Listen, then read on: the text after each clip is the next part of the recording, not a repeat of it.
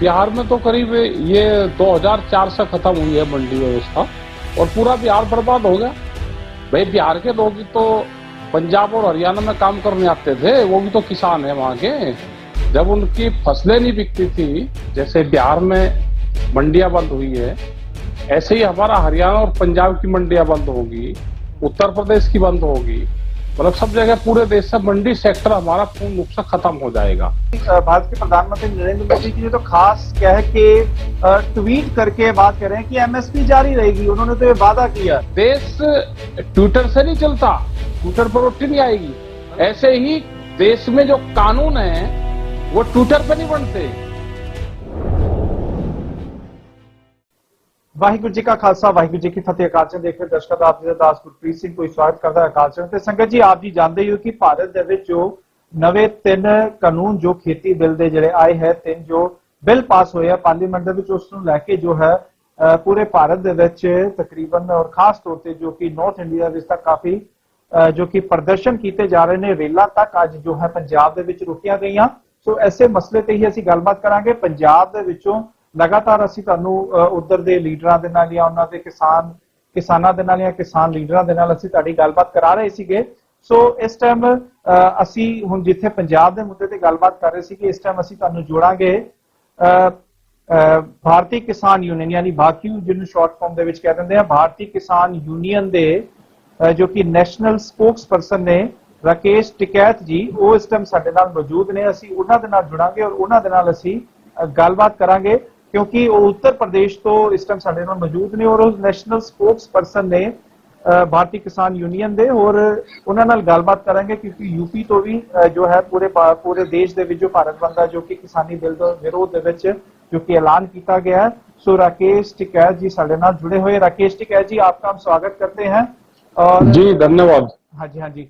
राकेश टिकैत जी, क्या कहना चाहेंगे जो किसानी बिल, जो नया किसानी बिल आया है, आपको क्या लगता है? क्योंकि आपकी तरफ से भी जो है भारतीय किसान यूनियन ने भी इसके विरोध में जो 25 सितंबर को जो बंद का ऐलान किया, भारत बंद का, क्या आप इस भारत बंद का समर्थन कर रहे हैं? नहीं, बिल्कुल भारत बंद का समर्थन कर रहे हैं और पूरा पंजाब हो, हरियाणा हो, उत्तर प्रदेश हो, कर्नाटक, तमिलनाडु, महाराष्ट्र, आंध्र प्रदेश, ये जितने भी स्टेट हमारे साउथ के लिए जो हमारी कंट्री जितने भी स्टेट हैं, ये पूरा इसका समर्थन करते हैं। इसको बिल्कुल अपना जो हक है उसको मान के इसको भारत बंद में इसमें सब लोग इसमें सहयोग करेंगे। और पंजाब में बड़ा आंदोलन हमारा चल रहा है, हरियाणा में आंदोलन चल रहा है और कर्नाटक में, आंध्रा, तमिलनाडु में वहां पे आंदोलन चल रहे हैं, उत्तर प्रदेश और उत्तराखंड में है। ये सब जगह आंदोलन चले हुए हैं और कल ऐतिहासिक बंद रहेगा, सरकारों पे एक प्रेशर इसका जाएगा। ठीक है, तो क्या लगता है कि आप जो कि हम पंजाब के किसानों से भी हमारी बातचीत हुई है, हरियाणा में भी कई जगह बातचीत हुई है किसान लीडरों से, आप उत्तर प्रदेश से हमारे साथ जुड़े हुए हैं। इस बिल को लेकर विरोध क्यों जताया जा रहा है, जबकि मोदी साहब तो कहते हैं कि सबका साथ सबका विकास कर रहे हैं और किसानों को तवज्जो देना चाहते हैं। तो आपको क्यों लगता है, क्या इससे नुकसान जो हो सकता है? देखो, नुकसान इससे ये होगा कि देश की मंडियां बंद होंगी। जैसे बिहार में मंडियां बंद हुई है, ऐसे ही हमारा हरियाणा और पंजाब की मंडियां बंद होंगी, उत्तर प्रदेश की बंद होगी, मतलब सब जगह पूरे देश से मंडी सेक्टर हमारा पूर्ण रूप से खत्म हो जाएगा। यह हमें आशंका है, क्योंकि जब मंडियों के अंदर टैक्स लगता है और मंडी के बाहर विदाउट टैक्स के खरीद होगी और यही व्यापारी खरीद करेगा, तो मंडियों में कौन हमारे खरीदने जाएगा, कौन वहां पे बेचने जाएगा? तो मंडी धीरे धीरे 2 साल में मंडी सेक्टर हमारा पूरा ध्वस्त हो जाएगा। और उसके बाद में जो एमएसपी है, हमने एक ही चीज इनको कही है कि जो एमएसपी है उसके नीचे पे खरीद ना हो, ये देश में कानून आप बना दो, क्योंकि मंडी के बाहर एमएसपी से नीचे पे खरीद होगी। आज हरियाणा और पंजाब में क्या है कि वहां पे जो एमएसपी है भारत सरकार की, उसके कम पे खरीद नहीं होती, तो इसलिए पंजाब और हरियाणा का किसान प्रोग्रेस कर रहा है। आज उत्तर प्रदेश से भी 500 किलोमीटर दूर से ले जाके अपना गल्ला, कनक हम वहां पे बेचते हैं हरियाणा के अंदर, और ये है कि वहां पे कंपलसरी हमको जो भारत सरकार का रेट है वो हमको मिल जाएगा। तो धीरे धीरे अगर ये सेक्टर खत्म होगा तो ये किसान बर्बाद होगा देश का। तो हमारी ये सरकार से डिमांड है कि आप इस जो बिल है इसको वापसी ले। बिल वापसी लेने का यही हमारा तर्क है कि मंडी हमारी खत्म ना हो और जो एमएसपी है वो हमारा खत्म ना हो और लीगलाइज कानून बने एमएसपी का कि इसके नीचे पे देश में खरीद नहीं होगी। ये सरकार से हमारी डिमांड है। देखिए, एमएसपी की आप बात कर रहे हैं, एमएसपी के कि भाई नहीं होना चाहिए, पर जो कि भारत के प्रधानमंत्री नरेंद्र मोदी जी ने तो खास कह के ट्वीट करके बात कर रहे हैं कि एमएसपी जारी रहेगी। उन्होंने तो ये वादा किया, तो क्यों एमएसपी को लेके एक कंफ्यूजन क्यों हो रही है? आपको क्या लगता है इससे? नहीं, एमएसपी जारी रहेगी। एमएसपी को आप कानूनी दायरे में लेकर आओ ना कि जो एमएसपी भारत सरकार के जिन 24 फसलों पे हैं उसकी 100% खरीद की गारंटी और उसके कम पे खरीद नहीं होगी। आज मक्का का क्या हाल है? आज मक्का 700 से 800 रुपए पर क्विंटल बिक रही है। आज मोटे धान का क्या हाल है? आज वो 1100 और 1200 रुपए के उत्तर प्रदेश में बिक रहा है। तो जो ये हाल है, आज के कनक का क्या हाल है? वो 1500 रुपए क्विंटल आज बिक रही। सरकार ने तो रेट बढ़ा दिए ना। अगर सरकार ने रेट बढ़ाए तो उसकी खरीद की गारंटी, उसके कम पे खरीद ना हो, ये भी तो गारंटी सरकार को देनी पड़ेगी। और देश ट्विटर से नहीं चलता। जैसे ट्विटर पे रोटियां नहीं आ सकती, हाँ जी, हाँ जी, वो तो खेत में एक फुट गहरा गड्ढा होगा तो वहां से अनाज से रोटियां आएगी, ट्विटर पर रोटी नहीं आएगी। ऐसे ही देश में जो कानून है वो ट्विटर पे नहीं बनते, वो संविधान बनता है, वो लिखत पढ़त में बनता है। देश में जो कानून है उसको लिखत पढ़त में लेके आओ। ये जो कानून बनेगा एमएसपी से नीचे पे खरीदना हो, इसके लिए कानून बने और वो लिखत में बने, वो ट्विटर पे नहीं चलता हो। यानी कि मांग यही है कि जो भी है उसका कानून आना चाहिए, वादों से बात नहीं बनेगी, कानून आना चाहिए। आपको क्या लगता है उत्तर प्रदेश के अंदर इस समय क्या मंडियों की व्यवस्था है? जैसे बिहार की व्यवस्था आपने बताई है कि बिहार के अंदर जो मंडियां खत्म की है, तो ये कितने टाइम से जो है ये व्यवस्था आपको लगता है कि खत्म हुई है और क्या नुकसान? ये बिहार में तो करीब ये 2004 से खत्म हुई है मंडी व्यवस्था और पूरा बिहार बर्बाद हो गया। भाई बिहार के लोग तो पंजाब और हरियाणा में काम करने आते थे, वो भी तो किसान है वहां के, जब उनकी फसलें नहीं बिकती थी। और आज क्या हाल है कि आज 600 किलोमीटर दूर से लखनऊ, जो उत्तर प्रदेश की राजधानी है, उससे भी अलग जगह से हरियाणा के अंदर अपना धान और वो कनक बेचने आते हैं किसान। और उनको ये है ना कि वहां पे हमको भाव मिल जाता है, जो सरकारी रेट है वो हमको मिल जाता है। ये व्यवस्था खत्म हो जाएगी तो किसान तो बर्बाद होगा ही। यूपी में क्या फर्क देखने को महसूस हो रहा है आपके, क्योंकि आप यूपी से उत्तर प्रदेश से जुड़े हैं, उत्तर प्रदेश का किसान क्या कह रहा है? किसान तो पूरे देश का एक ही है जी। यूपी का, पंजाब का, उसका कोई अलग किसान नहीं है। और इसका जो प्रभाव होगा वो सब जगह इसका प्रभाव जाएगा। जैसे सरकार कह रही कि जी पंजाब का किसान और अपनी कनक जाके वहां पे यूपी में बेच लगा। भाई यूपी की तो पहले ही नहीं बिक रही, या दूसरी जगह बेच लगा, या मध्य प्रदेश बेच लगा। ये तो बहकाने का काम कर रहे हैं कि एक स्टेट का आदमी दूसरी जगह अपनी फसल को ले जाकर बेच सकता है। इसको तो पहले भी रोक नहीं थी। किसान तो अपनी फसल एक स्टेट से दूसरे स्टेट में कहीं पे भी बेचने की उस पर रोक नहीं थी। किसान अपनी फसल ले जा सकता था। ये एक बहकाने का इन्होंने काम करा है। ये बड़ी बड़ी जो मल्टीनेशनल कंपनियां हैं वो एग्री बिजनेस में आएगी और अनाज के बिजनेस में वे लोग आएंगे, तो उसके लिए एक रास्ता खोलने का काम करा जा रहा है। नहीं, आपको क्या लगता है कि ये आड़तीय जो है, अगर ये मंडीकरण सिस्टम के अंदर जो आड़तीय होते हैं, जो कहा जाता है कि वो जो बिचौलिए होते हैं, इनकी वजह से जो 20 क्विंटल का जो पैसे मिलने चाहिए वो सिर्फ 15 क्विंटल के मिल जाते हैं। 5 क्विंटल के पैसे जो फसल के हैं वो आड़तीयों या लेबर में या चौकीदारी, सफाई वगैरह इन चीजों में निकल जाते हैं, एक अजीब तरीके के मंडी टैक्स में निकल जाते हैं। तो क्या मैं अगर ये सिस्टम हटता है तो किसान को सीधा फायदा नहीं होगा? आपको क्या लगता है? नहीं, फायदा कहाँ होगा भाई, उसको बाहर कौन खरीदेगा?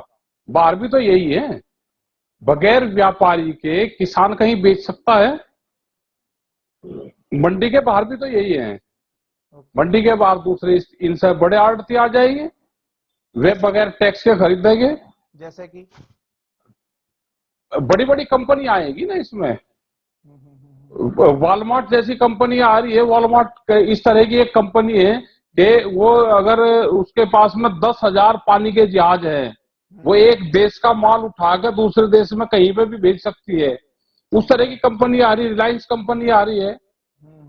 तो ये जो बड़ी बड़ी कंपनियां आएगी जो फूड के क्षेत्र में आ रही है, तो ये तो पूरे किसान को बर्बाद करेगी। आज से अगर हम 1934 और 35 की बात करें तो उस टाइम पे मंडी सेक्टर शुरुआत हुई थी इसकी, ओके। और आज तक ये चला हुआ आ रहा है हमारे यहाँ पे। आज इसको स्ट्रक्चर को तोड़ना ही चाहते हैं, तो इससे तो नुकसान तो होगा ही ना भाई। बड़े सरमाएदार आ जाएंगे। पहले जो राजा महाराजा थे, अनाज पे उन्हीं का ही अधिकार था। फिर जो बड़े जमींदार आए, उसका अनाज के ऊपर अधिकार रहा। ठीक है, ठीक है। उसके बाद में तो सर छोटू राम जी, चौधरी चरण सिंह जी, ये लोग आए और इन्होंने मंडी सेक्टर को यहाँ पे अंग्रेजी हुकूमत में डेवलप कर दिया था। हमारे पंजाब में तो, पंजाब और हरियाणा में आज उसी सेक्टर से हम चलते हुए आ रहे थे। आज उसको ये फिर ध्वस्त करना चाहते हैं। और सबसे बड़ी बात ये, देश के किसानों से बातचीत नहीं करी गई, उनको कॉन्फिडेंस में नहीं लिया गया, और एक बिल, जबरदस्ती का बिल उनके ऊपर थोप दिया गया। अगर बातचीत होती, मैं एक उदाहरण आपके लिए देता हूं। 2007 में जब देश में गेहूं की कमी थी और देश बाहर से गेहूं मंगा रहा था, तो प्रधानमंत्री मनमोहन सिंह जी ने चौधरी महेंद्र सिंह टिकैत जी को बुलवाया और उनसे बात करी। पंजाब से हमारे अजमेर सिंह लाखोवाल, जो मंडी बोर्ड के चेयरमैन थे, उनको बुलवाया और ये कहा कि देश में गेहूं की कमी है, कैसे गेहूं ज्यादा उत्पादन कर सकते हैं कि हमें बाहर से गेहूं की खरीद ना करनी पड़े। ये 70 मिनट की मुलाकात थी और जो सुझाव लाखोवाल जी ने दिए, जो सुझाव टिकैत साहब ने दिए, उनको प्रधानमंत्री जी ने माना। और आज 13 साल हो गए, देश में गेहूं की कमी नहीं रही, तो ये सुझाव नहीं दे सकते? ये जो ग्राउंड रिपोर्ट है, ये देश का किसान दे सकता है।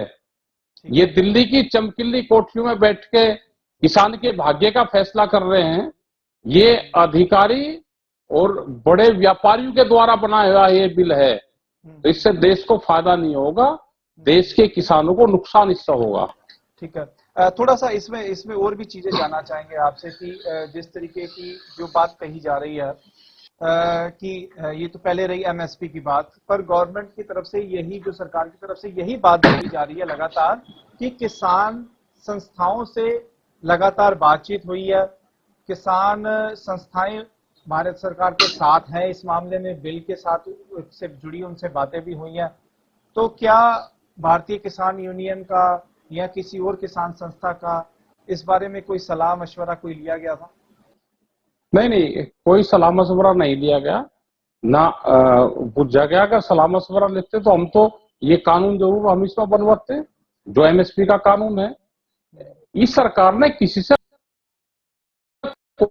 गवर्नमेंट को कम से कम बातचीत कर रही थी।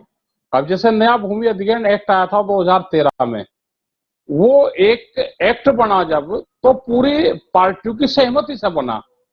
उसमें बीजेपी की जो सुमित्रा महाजन थी, वो स्टैंडिंग कमेटी की चेयरमैन थी।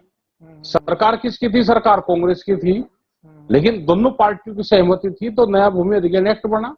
तो ऐसे ही अगर कोई चीज इनको लेकर आनी थी तो सभी लोगों को कॉन्फिडेंस में उनको लेना था, वो नहीं लिया गया, उससे पूर्ण रूप से नुकसान होगा। ये अधिकारियों के द्वारा बना हुआ ये किस्म का कानून है। ठीक है, ठीक है, ठीक है।